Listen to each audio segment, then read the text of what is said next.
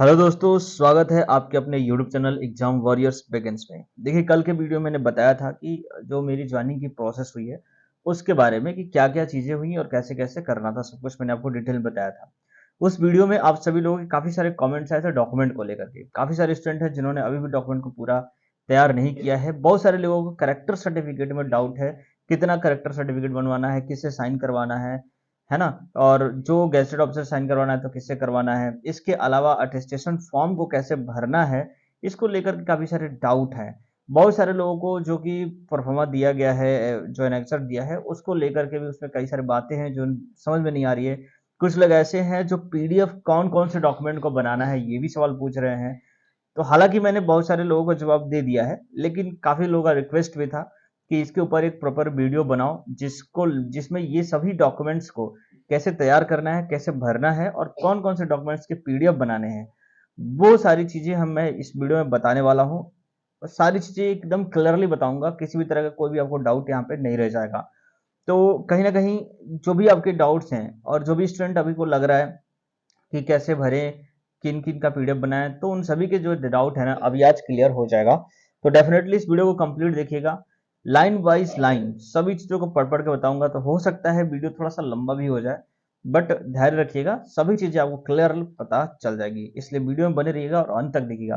Video पसंद आए तो लाइक ज़रूर कर दीजिएगा और चैनल पर नए हैं तो सब्सक्राइब करना मत भूलिए, ताकि जो भी अपडेट्स हैं आपको यहाँ पे मिलती रहे। साथ में दोस्तों के साथ शेयर भी करिए, ज़्यादा से ज़्यादा लोगों को इसको फ़ायदा मिले। तो चलिए मैं चलता हूँ स्क्रीन पे और दिखाता हूँ आपको सारी चीज़ें। तो यहाँ पर आप देख सकते हो, ये जो चीज़ मैंने यहाँ पे एनेक्सर डाउनलोड जो आप करे थे एनसीआर की वेबसाइट से, वही ये पेज है, ठीक है? इसको मैं पूरा दिखा देता हूँ एक बार, ठीक है? ये पूरा फॉर्मेट इसमें दिया गया है और आपने भी इसको डाउनलोड ज़रूर किया होगा और अगर अभी तक डाउनलोड नहीं किया है, तो आपको मैं बता दूँ कि इसे आप एनसीआर की वेबसाइट से भी डाउनलोड कर सकते हैं और हमारे टेलीग्राम पेज पर जाकर के चैनल जो हमारा है वहाँ से भी आप इसे डाउनलोड कर सकते हो। तो इसी में जो है मेन बातें लिखी गई हैं और इसी के अकॉर्डिंग जो है आप लोग का जॉइनिंग जो है प्रक्रिया चल रही है। मैंने कई बार सर से पूछा भी था तो उन्होंने भी बताया था कि इसमें जो बातें लिखी हैं उन्हीं की बातों को ध्यान में रखना है। अब इस चीज़ को मैं अच्छे से समझा देता हूँ और बाकी जो भी डॉक्यूमेंट्स उसमें क्या-क्या भरा गया, वहाँ पर हमको क्या-क्या भरने के लिए बोला गया, वो सब कुछ मैं आपको इसमें बता देता हूँ। तो देखिए इसमें जो लिखा गया आरआरसी द्वारा प्राप्त पैनल पार्ट 1 के अभ्यर्थियों के संबंध में सूचना। अब इसमें सूचना में आपको ये सब चीज़ें तो आपने पढ़ रखी है कि 351 अभ्यर्थियों को पार्ट पैनल में नामित किया गया है और उनके संबंधित निर्देश दिए गए हैं। अब इसमें आपका जो पहला निर्देश है वो आप यहाँ पे देखिए ध्यान से, ये वाला, ठीक है? इसमें लिखा है सभी अभ्यर्थियों दस्तावेज सत्यापन हेतु बुलाया जा रहा है। बुलावा पत्र यानी कि कॉल लेटर शीघ्र वेबसाइट पर अपलोड किए जाएंगे। तो वेबसाइट पर जो है कॉल लेटर आप लोग को आ गया है, आपने डाउनलोड कर लिया होगा। जो कॉल लेटर आप डाउनलोड करेंगे उसके ऊपर आपको फोटो लगानी है, ठीक है? और बाकी कुछ नहीं करना है, साइन वगैरह जो है उनके सामने वहां पे बताएंगे तभी करना है, ठीक है? दूसरा पॉइंट देख सकते हो आप, इसमें लिखा है आरआरसी प्रयागराज ने दस्तावेज सत्यापन के समय जो कमियां अंकित की गई हैं के संबंध में प्रमाणित साक्ष्य लाना साथ अनिवार्य है। तो ये बात इंपॉर्टेंट है क्योंकि बहुत सारे कैंडिडेट जो हम लोग का जब ज्वाइनिंग का प्रक्रिया चल रहा था उस टाइम पे भी बहुत सारे छात्रों के जो आप लोग का लिस्ट जो जारी किया गया है उसमें जो है कमियां दी गई हैं आपके नाम के सामने कि आपको जैसे किसी को दिया है कि ओबीसी सर्टिफिकेट फादर के नेम का जमा करना है या इनकम सर्टिफिकेट जमा करना है या ईबीसी सर्टिफिकेट जमा करना है, तो जो बातें बताई गई हैं उसे लाना अनिवार्य है। इस बात को आप ध्यान में रखिएगा, कोई भी इसको हल्के में नहीं लेगा क्योंकि वहां पर इसे मांगा जा रहा है, ठीक है? अगर वो जेन्युइन है तब, अगर आपको लगता है कि नहीं जो उसमें चीज लिखा गया वो गलत है, वैसा नहीं है। जैसे कि मेरे साथ हुआ था, मेरे को ईबीसी सर्टिफिकेट मांगा गया मुझसे, जबकि मैं ईबीसी कैंडिडेट नहीं हूँ, ठीक है? तो मैंने वहाँ पे बताया, हालाँकि फिर भी मुझे वहाँ पर अंडरटेकिंग कर दिया गया है और बोला गया है कि आप इसके लिए एप्लीकेशन लिख कर दो, इस तरह की चीज़ें हैं। तो इस चीज़ को ना काफ़ी अच्छे से जाँच कर रहे हैं भाई। तो जो भी आपकी कमियाँ दी गई हैं, जो भी सर्टिफिकेट आपसे माँगा गया है, वो ज़रूर आप लेकर के जाइएगा, ठीक है? तीसरी बात जो यहाँ पे लिखी है उसे आप समझिए, सभी अभ्यर्थियों का दस्तावेज सत्यापन के उपरांत एचआरएमएस पोर्टल में ऑन बोर्डिंग किया जाना है, जिसके लिए निम्न दस्तावेजों का पीडीएफ अपने स्मार्ट मोबाइल में बनाकर लाना है। अब क्या है कि बहुत सारे छात्र थे जो पीडीएफ बनाए ही नहीं थे या फिर बहुत सारे को पीडीएफ बनेगा कहाँ से, कैसे बनेगा? इन सभी डॉक्यूमेंट्स को एक ही पीडीएफ में बनाना है या अलग-अलग बनाना है? इस तरह की काफी सारे डाउट्स थी। तो और कुछ छात्र ऐसे भी हैं जो पूछ रहे हैं कि जो फॉर्म अटेस्टेशन वगैरह है, मैंडेट फॉर्म है, उसको भर करके पीडीएफ बनाना है कि बिना भरे पीडीएफ बनाना है। तो ऐसे काफी सारे डाउट हैं। तो देखिए मैं बताता हूँ सभी चीजों को। पहला जो है लिखा गया जन्म प्रमाण पत्र, हाई स्कूल का प्रमाण पत्र। तो मैट्रिक का जो आपका हाई स्कूल का प्रमाण पत्र है उसका पीडीएफ। अच्छा, पीडीएफ जो बनाना है ना, सभी डॉक्यूमेंट्स का अलग अलग बनाना है। ठीक है, इन सभी डॉक्यूमेंट्स को एक साथ नहीं बनाना है, पहली बात तो ये ध्यान में रख लीजिए। यानी कि जन्म प्रमाण पत्र हाई स्कूल सर्टिफिकेट का एक पीडीएफ बना लिया पहला, उस पर लिख दिया हाई स्कूल सर्टिफिकेट। दूसरा पीडीएफ अलग बनाना है पैन कार्ड का, आधार कार्ड का, इन सब का अलग अलग बनाना है। जैसे जैसे अलग अलग लिखा है अलग अलग बनाना भी है। ठीक है, मेडिकल फिट मेमो जो कि आपको ऑफिस में उपलब्ध करा दिया जाएगा, वहां पर आप बना लेंगे। और इसके बाद मैं यही बताऊंगा कि पीडीएफ बनाएंगे कैसे। ठीक है, किस में बनाएंगे, कौन से वेबसाइट में बनाएंगे आप। ठीक है, तो सॉरी कौन से मतलब ऐप से बनाएंगे मैं बता दूंगा अभी आपको। ठीक है, इसके अलावा जो है पांचवा न्यूनतम शैक्षणिक योग्यता। न्यूनतम शैक्षणिक योग्यता में जो भी आपने शैक्षणिक योग्यता जो एप्लीकेशन फॉर्म में भरते वक्त डाली थी, मान लो आपने ग्रेजुएशन डाला था, तो ग्रेजुएशन तक के जितने भी डॉक्यूमेंट्स हैं उन सब की पीडीएफ आपको बनानी होगी। ठीक है, वो भी अलग अलग, सभी को अलग अलग बनाना है ना। जैसे मान लो 10th का मार्कशीट का अलग, 10th का सर्टिफिकेट का अलग, 12th का मार्कशीट का अलग, 12th के सर्टिफिकेट का अलग, सभी डॉक्यूमेंट का अलग अलग पीडीएफ बनाएंगे। एनपीएस जो फॉर्म है उसको भी आप भर लेंगे। ठीक है, अच्छा कि जिन छात्रों को एक चीज बता दूं कि एनपीएस फॉर्म में अकाउंट नंबर देना है। तो अगर आप चाहते हैं कि आपके बैंक अकाउंट जो है वो आरआरसी जब जाएंगे तो वहां पे खोला जाएगा, तो एनपीएस फॉर्म को अभी आप सिर्फ अपना डिटेल भर लीजिए, अकाउंट नंबर, एमआईसीआर कोड जो होता है, एफसी कोड, ये सब मत भरिएगा। क्योंकि जब आपका नया अकाउंट खुलेगा तो वहां पर वो डिटेल चेंज हो जाएगा, तो ऐसे में आपको दिक्कत होगी, नया फॉर्म भरना पड़ेगा। तो आप जो है एनपीएस फॉर्म में सिर्फ अपना डिटेल भर लीजिएगा, बाकी अकाउंट नंबर वगैरह जब आपका अकाउंट वहां पे खुलेगा, बैंक वाले वहां पे खोलते हैं, तब आप भर लीजिएगा उसको। ठीक है, फोटो जो है आपको जेपीएफ फॉर्मेट, जेपीजी फॉर्मेट होता है। तो फोटो आप जो भी आपका लगाने वाले हो यहाँ पे, जो आपने फोटो नया बनवाया होगा, उसी फोटो की एक जेपीजी फॉर्मेट में आप बना लेंगे अलग से। सत्यांकन फॉर्म यानी कि अटेस्टेशन फॉर्म। ठीक है, अब अटेस्टेशन फॉर्म में बताऊंगा कैसे भरना है, इसको पहले भर लेंगे आप अच्छे तरीके से। जो भी डिटेल है वो सभी बताऊंगा मैं, किसमें क्या क्या भरना है, वो भर करके उसमें जो है कर लेना। क्योंकि 5 पेज का है तो बनाने पर 2 MB से ज्यादा हो जाता है। तो जो मैं ऐप बताऊंगा उसमें आप उसको कंप्रेस करके 2 MB से कम कर सकते हैं। ठीक है, इसके अलावा जो है 9वें नंबर में दिया चरित्र प्रमाण पत्र। चरित्र प्रमाण पत्र कौन सा, जो कि एसपी द्वारा जारी किया गया है। हालांकि इसमें लिखा गया एसडीएम द्वारा, तो एसडीएम द्वारा जो बनाना है वो आप बनवा सकते हो। अगर आप नहीं बनवा पा रहे हो तो एसपी का भी चलेगा। मैंने इसके लिए क्लियरली सर से बात किया था, सर ने बोला था कि आप जो है किसी भी का भी बनवा सकते हैं, एसपी वाला भी चलेगा। ठीक है, लेकिन अगर आपके पास समय है तो आप एसडीएम वाला बनवाइए, कोई दिक्कत नहीं है। ठीक है, तो चरित्र प्रमाण पत्र में आपको कोई समस्या नहीं होनी चाहिए। वहां पे मैंने खुद अपना जो है चरित्र प्रमाण पत्र एसपी का बनाया हुआ दिया है, तो एक एसपी का चरित्र प्रमाण पत्र जो है वो आप देंगे। ठीक है, इसके अलावा जो आरआरसी की तरफ से करेक्टर सर्टिफिकेट दिया गया है, ठीक है, जिसपे गेस्टेड ऑफिसर का साइन कराना है और जो प्रिंसिपल का साइन कराना है, दो अलग अलग गेस्टेड ऑफिसर का साइन कराना है, उसका भी आप पीडीएफ बना लीजिएगा। ठीक है, इसके अलावा शपथ पत्र। ठीक है, शपथ पत्र जो आपको शपथ पत्र का प्रोफार्मा जो दिया गया है, जिसे आपको एफिडेविट बनवाना है, उस वाले शपथ पत्र का जो है फोटो बना लीजिएगा, पीडीएफ बना लीजिएगा। इसके अलावा मैंडेट फॉर्म जो कि बैंक की तरफ से जारी किया है, तो देखिए मैंडेट फॉर्म भी आप पहले मत भरिएगा, क्योंकि नया बैंक अकाउंट खुलेगा तो बैंक की डिटेल्स उसमें भरनी होती है और बैंक का साइन मुहर होता है। तो जब नया बैंक खुलेगा तो बैंक वाले ही आपको मैंडेट फॉर्म दे देंगे मुहर वगैरह लगा करके, और उसी पर जो है आपको साइन आपका जो भी डिटेल है वो भर लीजिएगा। ठीक है, तो मैंडेट फॉर और एनपीएस फॉर्म ये दोनों आप अभी मत भरिएगा, वहां जा करके भर लेना है, बैंक का भी जो भी डिटेल मिलता है उसके अकॉर्डिंग। ठीक है, अन्य शैक्षणिक प्रमाण पत्र जो भी आप अलग से लगाना चाहते हैं प्रमाण पत्र, जैसे बहुत सारे छात्र पूछ रहे थे क्या हम बाद में ऐड करा सकते हैं, तो बिल्कुल आप ऐड करा सकते हो। जो भी अन्य शैक्षणिक प्रमाण पत्र है उसका भी पीडीएफ आप बना लीजिएगा। जाति प्रमाण पत्र जो कि आप ओबीसी कैंडिडेट हैं, एससी एसटी हैं, जाति प्रमाण पत्र हो गया, ईडब्ल्यूएस के हैं तो ईडब्ल्यूएस वाला प्रमाण पत्र आपको इसमें देना होगा। नाम से जारी चेक की छाया प्रति, अगर आपके पास जो पहले से बैंक है उसी को ऐड कराना चाहते हैं तो उसका चेकबुक होगा। अगर आपके पास चेकबुक नहीं है और नया बैंक अकाउंट आपका ओपन होना है तो आप इसका भी चेकबुक जो है आपको वहां पे दे देंगे। ठीक है, तो इसके लिए आपको परेशान नहीं होना है। ये चेकबुक जो है बैंक वाले आपको वहां पे दे देंगे, वहां से आप फोटो बना करके उनको दे दीजिएगा। तो कुल मिलाकर के ये 14 अलग अलग जो डॉक्यूमेंट्स हैं, इन सब की अलग अलग फोटो पीडीएफ जो है आपको बनाना है। ठीक है, तो उम्मीद करता हूँ ये एकदम बिल्कुल क्लियर हो गया होगा आप लोग को, इसमें किसी भी तरह कोई डाउट नहीं होगा। अब देखिए चौथी बात समझते हैं।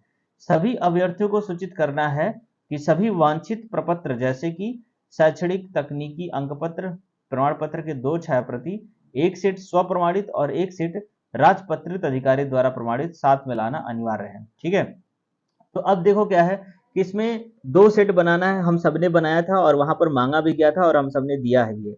ठीक है, तो आप लोग बिल्कुल इसको हल्के में नहीं लेना है, क्योंकि जब आप जाते हैं राजपत्रित अधिकारी के पास प्रमाणित कराने, तो वो कहते हैं कि ये अभी तो नहीं हो रहा है, ऐसा कुछ भी मना भी करते हैं कभी कहीं कहीं पे। ठीक है, तो आपको बताना है कि नहीं, ये वाला जो ये जो पेज है ना, इसको आप प्रिंट आउट निकलवा के रखना अपने साथ, क्योंकि जहां भी जाएंगे प्रमाणित करवाने तो वो पूछेगा कि कहाँ लिखा है, दिखाओ। तो आपको इसको दिखाना होगा। मैंने दिखाया था जब मेरा कर रहा था, क्योंकि डॉक्यूमेंट ज़्यादा हो जाते हैं सभी शैक्षणिक योग्यताओं वाले, तो करते नहीं है, कहते हैं इतना सारा नहीं करेंगे, तो ऐसे में दिक्कत होती है। तो आप इसे जरूर दिखाइए कि जितने भी डॉक्यूमेंट्स हैं आपके, जैसे कि 10th का सर्टिफिकेट, 10th का मार्कशीट, 12th का सर्टिफिकेट, 12th का मार्कशीट, ग्रेजुएशन है तो ग्रेजुएशन का, और उसके अलावा और जो भी शैक्षणिक योग्यता आपके पास है, उन सबका जो है राजपत्रित अधिकारी द्वारा प्रमाणित कराना अनिवार्य है, उसे जरूर लेकर जाइएगा।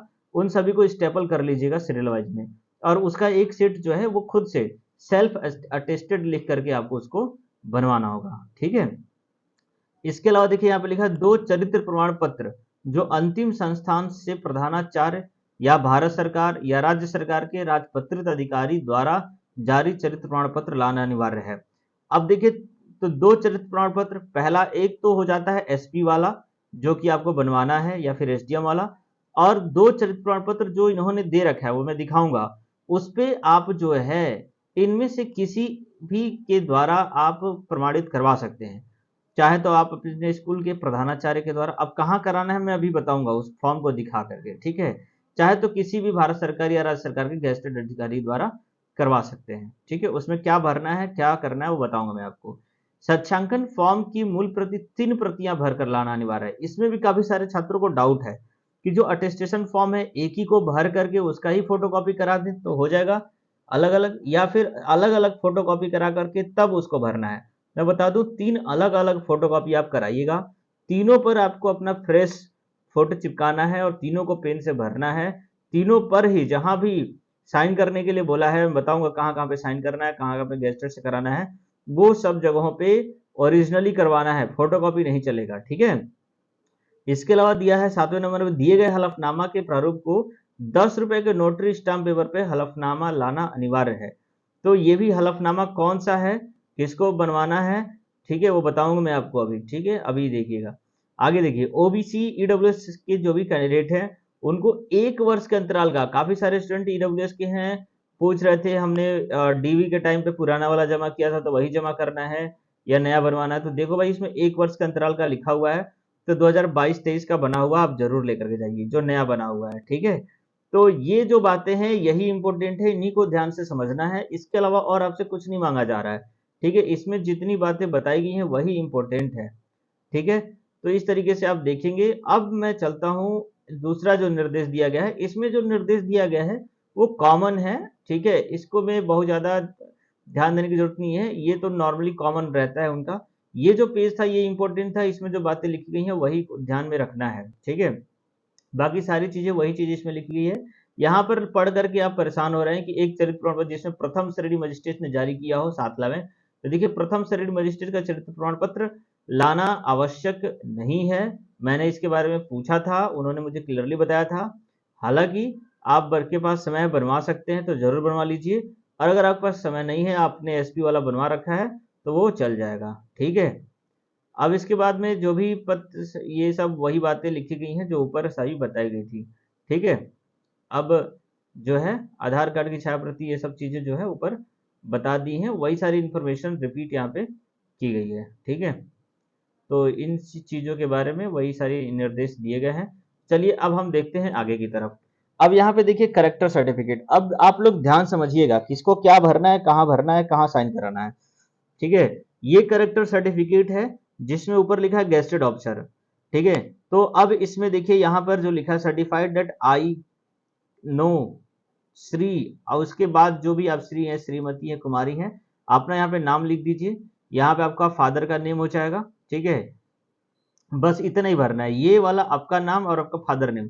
इसके बाद यहाँ कुछ भी नहीं भरना है, यहाँ भी कुछ नहीं भरना है। ठीक है, और यहाँ पर आप अपना नाम लिख दीजिए। ठीक है, तो ये 3 चीजें भरनी है आपको। बाकी जिस गैजेटेड ऑफिसर साइन करवाएंगे वो यहाँ पे लिखेगा कि वो आपको कितने साल और कितने महीने से आपको जानता पहचानता है। ठीक है, तो इस तरीके से यहाँ पर आप प्लेस लिख दीजिए, यहाँ पे डेट लिख दीजिए, बाकी वो यहाँ पे साइन कर देगा। ठीक है, तो गेस्टेड ऑफिसर आपके जो भी कचहरी है, जहाँ पर आपका जिला मुख्यालय है, ठीक है, वहां पर गेस्टेड ऑफिसर बैठते हैं, जैसे कि एसडीएम हो गया, सीओ हो गया, या फिर बीडीओ हो गया। ठीक है, इन लोगों से आप जो है साइन करा सकते हैं। ठीक है, वहां पर आप जरूर उनके क्लर्क को बताएंगे कि सर गेस्टेड का साइन कराना है, तो बता देंगे कि वो गेस्टेड ऑफिसर कौन है और किससे साइन कराना है। तो ये तो हो गया गेस्टेड ऑफिसर का सिग्नेचर आप यहाँ पे कराएंगे। अब जो नीचे वाला फॉर्मेट डी है ना, इसमें लिखा है head of the educational institution last attended.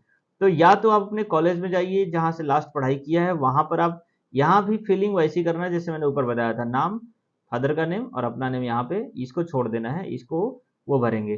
तो या तो आप अपने इंस्टीट्यूशन जहां से आपने पढ़ाई की उससे बनवा लीजिए, या फिर गेस्टेड ऑफिसर। तो देखिए गेस्टेड ऑफिसर जो ऊपर साइन किए थे ना, इनसे नहीं करवाना है, किसी दूसरे गेस्टेड ऑफिसर से करवाना होगा यहाँ पर, यानी कि 2 अलग अलग राजपत्रित अधिकारी द्वारा साइन करवाना है। ठीक है, ये कंपलसरी है। तो करेक्टर सर्टिफिकेट में इसका भी पीडीएफ आपको बनाना है, मैं ऊपर बता रहा था किसका बनाना है, तो इसका भी जरूर आप पीडीएफ बना लीजिएगा। और इसमें देखिए आपको कोई डाउट नहीं होना चाहिए, इस तरीके से आप नॉर्मली इसे भर करके इसे कर दीजिएगा। अब जो है शपथ पत्र का प्रोफर्मा, अभ्यर्थी इस शपथ पत्र को बनवा कर लाएं। ठीक है, तो ऊपर जो लिखा था ना 10 रुपए के हलफनामे बनवाना है, तो उसमें यही चीज प्रिंट कराना है। अब इसमें एक लड़के ने प्रिंट, गलती क्या थी मैं आपको बता दूं, एक लड़के ने इसको बनवा के लाया था लेकिन वो पूरा गलत कर दिया था इसको बनवाने में, और उसकी गलती की वजह से उसको वापस कर दिया। ठीक है ना, तो भाई मिस्टेक नहीं करना है इसको बनवाने में। देखो मैं क्या बताता हूँ क्या मिस्टेक किया था। तो आप जो 10 रुपए का हलफनामा बन लेंगे, स्टाम्प पेपर, तो उसको ले लीजिएगा। उसके बाद जो उस पे ये सारी डिटेल प्रिंट करवानी है। ठीक है, प्रिंट करवाते वक्त ध्यान में ये रखना है कि ये जो ऊपर वाला चीज जो चीज लिखा है ना, इसको आपको नहीं लिखना है। पहली बात तो शपथ पत्र लिख सकते हैं। ठीक है, शपथ पत्र यहाँ पे लिखा जाएगा, बाकी ये सब चीजें नहीं लिखी जाएगी। ठीक है, इसके बाद यहाँ पर जो बातें लिखी हैं वो लिखिएगा यहाँ पर साथ में। अब यहाँ पे लिखना है, और इसको पेन से नहीं लिखना है, पहली बात। दूसरी बात, हिंदी जो टाइपराइटर मशीन होती है उससे भी नहीं करवाना है, क्योंकि उस पर सही से समझ में नहीं आता है। आप कंप्यूटराइज कंप्यूटर में लिखवा करके उसको प्रिंट करवा लीजिएगा, वो अच्छे से दिखता है और उसमें अच्छे तरीके से फिल भी हो जाता है। तो यहाँ पर जो फिलिंग द ब्लैंक्स है ना, जैसे मैं शपथ करता, और यहाँ पे आपका नाम रहेगा, इस नाम को भी आप लिखवा करके उसको हाईलाइट करवा दीजिएगा, बोल्ड करवा दीजिएगा। ठीक है, वल्द श्री आपके पिताजी का नाम होगा, मकान संख्या यहाँ पे, शपथ लेकर निम्न बातों की घोषणा करता हूँ जो सही है कि यह कि मेरा नाम, आपका नाम यहाँ पे लिख दीजिए, पिताजी का नाम यहाँ पे लिख दीजिए, मकान संख्या लिख दीजिए और जिला का नाम यहाँ पे लिख दीजिए। ठीक है, तो इस तरीके से लिखवा दीजिएगा उसमें, और जहां जहां फिलिंग्स हैं उन सभी को हाईलाइट करवा दीजिएगा, मतलब बोल्ड में। इसके अलावा यहाँ पर यह कि मेरी और जैसे यहाँ पे नंबर डालकर लिखा गया है जी, उसी उसी लाइन में उसी तरीके से लिखवाइएगा। अगर एक पेज पे आपके हलफनामे पे ये पूरा मैटर नहीं आता है, तो आप एक एक्स्ट्रा पेज लगवा करके उसको बनवा दीजिएगा, और दोनों पेज पे साइन मोहर करवाना जरूरी है नोटरी से। ठीक है, तो जन्म तिथि है और शैक्षिक योग्यता जो आपका है वो आप यहाँ पे लिखवा देंगे। यह कि मेरे विरुद्ध किसी भी का आपराधिक वाद, ये सभी चीजें हैं वो लिखवानी है। अब मैं बता रहा था ना कि गलत किया था लड़के ने, वो इसमें गलत किया था 4 नंबर की क और ख में। इसमें देखिए क्या लिखा है, यह कि मैं विवाहित हूँ, आज की तिथि में मेरी एक ही जीवित पत्नी है, मैं भविष्य में बिना पूर्व प्रशासनिक अनुमति के दूसरी विवाह नहीं करूंगा। और 4 के ख में लिखा है कि यह कि मैं अविवाहित हूँ। अब उसने किया क्या था कि ये दोनों लिख दिया था। अब वहां पे उसको डांटने लगा गया सर ने कि तुम विवाहित भी लिख रहे हो कि मैं विवाहित हूं, और यहाँ पे लिख रहे हो कि मैं अविवाहित हूं। तो उसने किया था, पूरा ही छपवा दिया था। अब बनाने वाला भी बेवकूफ था लग रहा है, और जो नोटरी स्टाम्प लगा रहा था उसने भी क्या ध्यान नहीं दिया। तो कहीं ना कहीं ये इतनी गड़बड़ी थी, तो उसका बेकार हो गया पूरा पैसा भी और समय भी। तो आपको इसमें से एक ही भरना है, 4 के क और ख में से, कि अगर आप विवाहित हैं तो ये वाला, और नहीं है तो अविवाहित वाला भरना है, ठीक है। इसके बाद 5वां नंबर में जो भी चीजें लिखी है पूरा प्रिंट करा लीजिएगा। और मैं शपथ करता हूँ, प्रत्युदलस देता हूँ जी, यकीन छोड़नी है, ईश्वर मेरी मदद करे, यहीं तक लिखवाना है, ठीक है। ईश्वर मेरी मदद करे, यहीं तक। इसके नीचे जो नोट लिखा है ना, ये नहीं लिखवाना। उस लड़के ने नोट को भी लिखवा दिया था, इतनी गलती की थी उसने कि नोट भी लिखवा दिया था कि ये नोट है, ठीक है। तो इस तरह की चीजें आपको नहीं करनी है। इसके बाद शपथकर्ता का हस्ताक्षर लिखना होगा, और बाद में जब प्रिंट हो जाएगा तो यहाँ पे अपना साइन कर दीजिएगा, यहाँ पे डेट लिख दीजिएगा, ठीक है। तो इस तरीके से ये सारी चीजें कर दीजिएगा। इसके बाद ये बायोडाटा वाला फॉर्म है, इसमें जो भी डिटेल मांगा गया, आपका नाम, पिता का नाम, जन्म तिथि, जाति, उपजाति, उपजाति में SC ST OBC और जो भी यहाँ भर दीजिएगा, पता भर दीजिए, पिन कोड भर दीजिए, आधार नंबर, पैन नंबर, मोबाइल, ठीक है। इसके बाद पहचान चिन्ह जरूर भरिएगा, जो भी दिखने लायक हो, क्योंकि वहाँ पे देख रहे हैं आपने क्या पहचान भरा है। तो तिल और मस्सा का उल्लेख नहीं करना है, तो भाई जो अलग से निशान है, कटे फीटे का जो भी निशान है वो आप इसमें भरिएगा और यहाँ पे हस्ताक्षर कर दीजिएगा, ठीक है। अब इसके बाद आता है एनेक्जर 1 अटेस्टेशन फॉर्म। ये भी काफी इंपॉर्टेंट है, बहुत सारे लड़के इसमें गलत कर रहे हैं, और सबसे बड़ी बात है कि इसमें गलती हो जाने पर 3 फॉर्म एक साथ, मतलब इसका 3 सेट आप एक ही जैसा भर रहे होंगे, तो ये गड़बड़ हो जाएगा ना। तो आपको थोड़ा ध्यान से भरना होगा। तो देखिए, इसमें बता दूं कि यहाँ पर आप एक फोटो लगाइए अपना, और यहाँ पे फोटो पर राजपत्रित अधिकारी द्वारा सत्यापित कराना है। तो फोटो लगाने के बाद जहां से आप डिजी गैजेटेड ऑफिसर से आप करेक्टर बनवा रहे हो, उसी से यहाँ भी साइन करा लीजिएगा, वहां पे हो जाएगा, ठीक है। तो ये हो जाएगा, इसमें किसी भी तरह का छुपाने वाली कोई बात नहीं है। और बहुत सारे लड़के इसमें कुछ गलतियां भी कर रहे थे, मैं बताऊंगा क्या गलतियां थी और आपको क्या भरना है, ठीक है। तो यहाँ पर देखिए, सबसे पहले तो यहाँ पे लिखा है पूरा नाम, तो आपका नाम लिख दीजिए। नाम में यहाँ पे सरनेम में लिखा है, तो जो आपका टाइटल है, जैसे मेरा नाम शिवशंकर तिवारी है, तो यहाँ मैं नाम में शिवशंकर लिखूंगा और यहाँ पे मैं सरनेम में तिवारी लिखूंगा। ये आपको लिखना है जो आपका सर्टिफिकेट है। बाकी एक्स्ट्रा किसी भी तरह का कोई भी इंफॉर्मेशन ऐसा कुछ देने की जरूरत नहीं है। जो आपके सर्टिफिकेट में एग्जैक्टली जो स्पेलिंग है, जिस तरीके से लिखा जाता है, वही आप इसमें लिखिएगा। इसके बाद वर्तमान पता जो है आपका, वो इसमें डाल दीजिए। यहाँ से लेकर ऐसे इस तरीके से पूरा इसमें भर सकते हैं, ठीक है। फिर घर का पूरा पता, घर का जो स्थायी पता है वो आप इसमें डाल दीजिएगा। इसके बाद 4 के ख, 3 के ख में जो लिखा है, यदि पाकिस्तान का मूल निवासी हो तो वहां का पता, तो यहाँ पे आपको नो डाल देना है, ठीक है, नो लिख दीजिएगा। अब यहाँ पे आता है कि स्थानों का निवारण, निवास की अवधि सहित, जहां आपने 5 वर्षों में एक स्थान पर 1 वर्ष से अधिक समय तक निवास किया है ना। तो यहाँ पर देना है कि आपने कहाँ कहाँ पे, कहाँ से कहाँ तक निवास किया है। तो देखिए, आप अगर ऑफिशियली आपका रिकॉर्ड है कि कहीं से आप यहाँ से रहे हैं, वो ऑफिशियल रिकॉर्ड है, तो आप भरना है। नहीं तो अगर आपने मान लो पढ़ाई करने के लिए कहीं गए, कुछ समय के लिए किराए भाड़े पे रहे दूसरे शहरों में, तो उन सभी चीजों का डिटेल आपको नहीं देना है। समझ में आई बात। अगर आपका मान लो कहीं आप गवर्नमेंट नौकरी में थे, ठीक है, तो आपको भरना ही पड़ेगा, या फिर कहीं पे एम्प्लॉयड थे तो भरना ही पड़ेगा। लेकिन अगर आप पढ़ाई करने के लिए कहीं गए कुछ सालों के लिए, जैसे मान लो कहीं कोई दिल्ली पे जाके पढ़ रहा है, कोई पटना पढ़ रहा है, तो उसका डिटेल यहाँ पे देने की जरूरत नहीं है। तो उस इस स्थिति में आपको लिखना है जन्म से, यहाँ पे लिखना है क्या, जन्म से अब तक, ठीक है। इसके बाद अपने घर का एड्रेस दे दीजिए, और जहाँ पे आपका हेडक्वार्टर है, उसका हेडक्वार्टर जैसे जो आपका जिला रहता है, उसका नेम यहाँ पे आप लिख दीजिएगा, ठीक है। इसके बाद यहाँ पे फादर के डिटेल देने हैं, जिसमें पिताजी का पूरा नाम आप यहाँ पे लिख दीजिएगा, ठीक है। और जो भी एड्रेस है उन गांव का, आपका घर का स्थायी पता, ठीक है, वो आप यहाँ पे डाल दीजिएगा, ठीक है। उनका जो व्यवसाय है वो आप इस घ नंबर में डाल दीजिएगा, जो भी होगा, ठीक है। बाकी इतना भरना है। इसके अलावा यहाँ पे राष्ट्रीयता, नेशनलिटी, फादर की, मदर की, हस्बैंड वाइफ में से कोई एक है तो उसकी, और कैंडिडेट की। तो अगर इंडियन है तो सब लोग यहाँ पे इंडियन लिख दीजिए, भारतीय। पति पत्नी का जन्म स्थान जो भी है आप इस पे डाल दीजिएगा। तो यही सारी सिंपल सिंपल सी चीजें हैं, इसमें भी लोग मिस्टेक कर देते हैं, तो केयरफुली आप इन चीजों को भरेंगे। इसके बाद देखिए, डेट ऑफ बर्थ यहाँ भरना है, और प्रेजेंट एज, आज के समय आपकी उम्र क्या है वो भरनी है। और यहाँ मैट्रिक, जब आपने 10वीं कक्षा पास की थी उस समय आपकी उम्र क्या थी वो यहाँ पे भरना है, ठीक है। जन्म स्थान, जिला और राज्य जिसमें स्थित हो, तो जहां भी आपका राज्य जिला स्थान है वो आप भर दीजिएगा, जिला जो भी है, राज्य आपका वो भी है। जिला और राज्य के, जिस राज्य के निवासी हैं वो आपको यहाँ पे भरना है, ठीक है। इसके अलावा आपका धर्म क्या है वो भर दीजिएगा, और अगर आप अनुसूचित जाति से बिलोंग करते हैं तो उसको लिखना है, नहीं है तो यहाँ पे नो लिख दीजिएगा, ठीक है।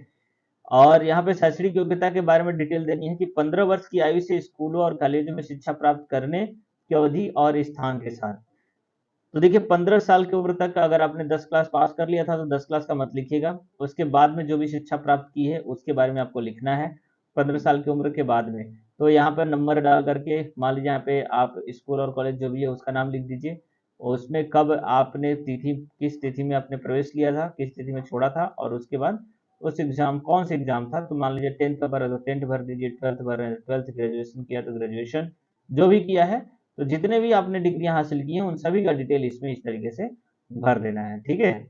इसके बाद यदि आपकी कभी नियुक्ति हुई हो तो अगर आपने कभी किसी पद पे पदभार ग्रहण किया है तो डालिएगा, वरना इसको छोड़ दीजिए। इसमें आपको ऐसे स्लैश मार करके नो लिख देना है, ठीक है।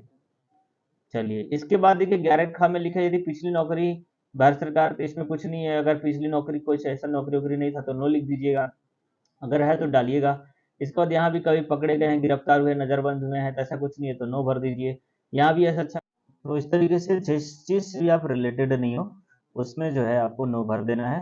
शशांकन फॉर्म भरते समय न्यायालय में कोई वादा था नहीं भरना है, ठीक है। यहाँ भी आपको नो कर देना है। तो इस तरीके से आपको इसमें नो भर देना है। आपके इलाके के 2 जिम्मेदार व्यक्तियों के नाम, तो आपसे रिलेटेड जो भी व्यक्ति हैं, ठीक है, उनका नाम आप यहाँ पे डाल दीजिएगा, ठीक है, और उनका एड्रेस डाल दीजिएगा। जो भी आपको जानता पहचानता हो, है ना, जिससे आपको पहचान लो उसके नाम डाल दीजिएगा, डेट, प्लेस, और यहाँ पे आपका साइन हो जाएगा। अब इसके अलावा देखिए यहाँ पे प्रचार प्रमाण पत्र, आइडेंटिटी सर्टिफिकेट लिखा है, इसमें भी आपको गेजेटेड ऑफिसर का साइन कराना है। अब गेजेटेड में यहाँ पर देखिए कौन कौन साइन कर सकता है, उसके नाम दिया, gazetted officer of central state, member of parliament, sub divisional magistrate office, ठीक है, तहसीलदार का है, ठीक है, और कोई भी प्राइमरी स्कूल वगैरह का जो प्रिंसिपल है वो भर सकता है, बीडीओ भर सकता है, डाकपाल पोस्ट मास्टर भी कर सकता है। तो कोई भी किसी से भी आप इस पे साइन करा सकते हो, ठीक है। तो मैंने तो जिस जिस गैजेटेड ऑफिसर से मैंने बाकी सारे डॉक्यूमेंट साइन करवाए थे उसी से यहाँ भी हस्ताक्षर करवा लिया था, कर दिया गया था। तो बाहर बार आपको अलग अलग घूमने की जरूरत नहीं है, आप एक ही से पूरा करा सकते हो। इसमें आपका नाम डाल देना है, आपके पिता का नाम हो जाएगा, इंग्लिश और हिंदी दोनों में भर दीजिएगा। बाकी ये वाला कॉलम छोड़ दीजिएगा, कितने वर्ष कितने महीने से अच्छी तरह जानता पहचानता वो खुद भर देंगे, ठीक है। और यहाँ पे साइन मोहर उनका हो जाएगा। बाकी इसमें आपको कुछ नहीं भरना है, कार्यालय ये सब यहाँ पे ऑफिस में भरा जाएगा, ठीक है।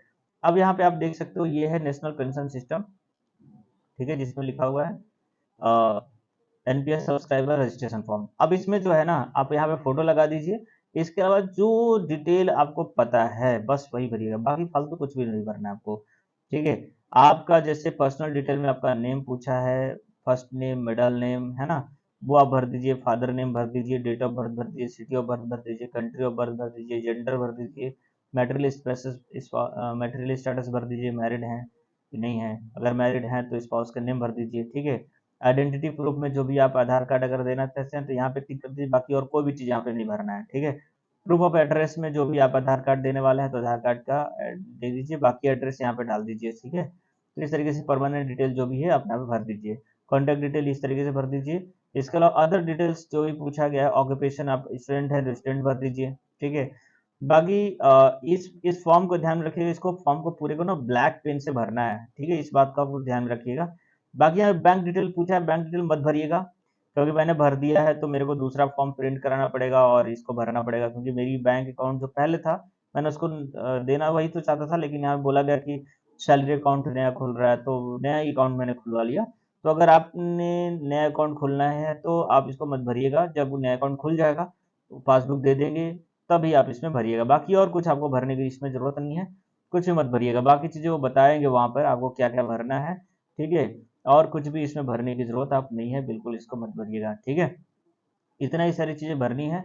बाकी डिक्लेरेशन वगैरह है, यहाँ पे साइन वगैरह करना होगा, जहाँ पे वो बता देंगे कहाँ पे क्या साइन करना है, ठीक है। तो और इसमें कुछ भी आपको नहीं भरना है, समझ गए। बाकी सब चीजें जो होंगी वो खुद ही अपना कर लेंगे।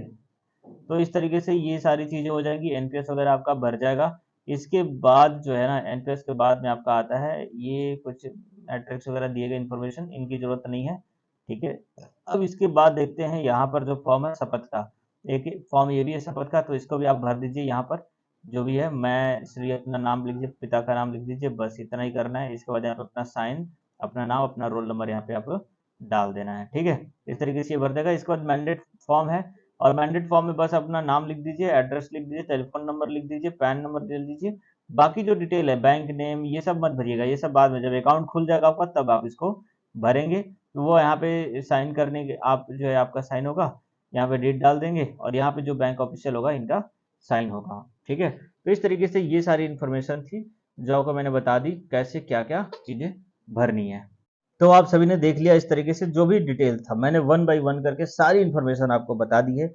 अब मुझे लगता है किसी भी तरह का कोई भी आपको डाउट नहीं होना चाहिए, ना ही कोई मिस्टेक होना चाहिए। अच्छे से फॉर्म भर के जैसे मैं गया था ना, पूरा अच्छे से भर के गया था। मुश्किल से मेरा 10 मिनट लगा था मेरे डॉक्यूमेंट को चेक करने में, उसको अरेंज करने में और सारी चीज़ें होने में। बाकी जो दूसरे स्टूडेंट जा रहे थे ना, भाई आधे-आधे घंटे तक वहाँ बैठे रह रहे थे, ठीक है? आधे-आधे घंटे तक किसी का कोई मिस्टेक हो गया तो दोबारा भर रहे हैं, अटेस्टेशन फॉर्म वगैरह था तो फिर से उसको प्रिंट आउट करा के ला रहे हैं, फिर से उसको लिख रहे हैं। काफ़ी टाइम वेस्ट हो रहा है वैसे में। तो आप क्या करें जैसे मैंने बताया है जो जहाँ पे चीज़ें बताई हैं उसी तरीके से भरिएगा, 10 मिनट में आपका पूरा हो जाएगा। और वहाँ पे अरेंज करने के लिए बताएँगे पहले कौन-सा डॉक्यूमेंट रखना है, फिर कौन-सा रखना है। तो उनके अकॉर्डिंग उसको अरेंज करके लेके जाइए एकदम से, तो वो भी खुश हो जाएँगे और आपका भी टाइम बच जाएगा, आराम से जल्दी काम हो जाएगा। तो इस तरीके से भर के जाइएगा। यही सारी इन्फॉर्मेशन थी। बाकी अब मुझे नहीं लगता कि और भी कुछ आपको जानने की ज़रूरत है। सभी चीज़ें मैंने बता दी, कैरेक्टर को लेकर के ज़्यादा परेशान मत होइए। जो आपके रिमार्क में दिया गया उससे ज़रूर बनवा के ले जाइए।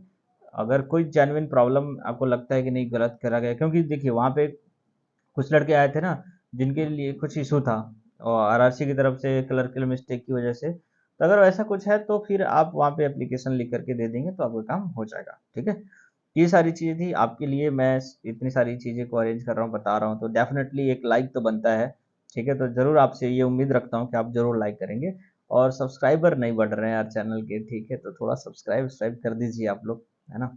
थोड़ा हमारी मेहनत को भी और आप लोग थोड़ा सपोर्ट करिए। ठीक है, शेयर करिए अपने अभी जो भी दूसरे लोग हैं, जो दूसरे ग्रुप्स हैं उनके, क्योंकि ये सबके लिए कॉमन है ना, सभी आरआरसी के जितने भी स्टूडेंट हैं सबके लिए कॉमन है। तो दूसरे लोगों के साथ भी शेयर करिए, अपने टेलीग्राम चैनल वगैरह जहाँ से भी आप जुड़े हुए हैं दूसरे जगहों पे, वहाँ भी शेयर करिए, वीडियो को फैलाइए, इन्फॉर्म करिए लोगों को ताकि पता चले, चीज़ें सही पता चलनी चाहिए, इससे आपका समय बचेगा, आपका नॉलेज बढ़ेगा। ठीक है, चलिए मिलेंगे नेक्स्ट वीडियो में, तब तक आपका दिन शुभ रहे। जय हिंद, जय भारत।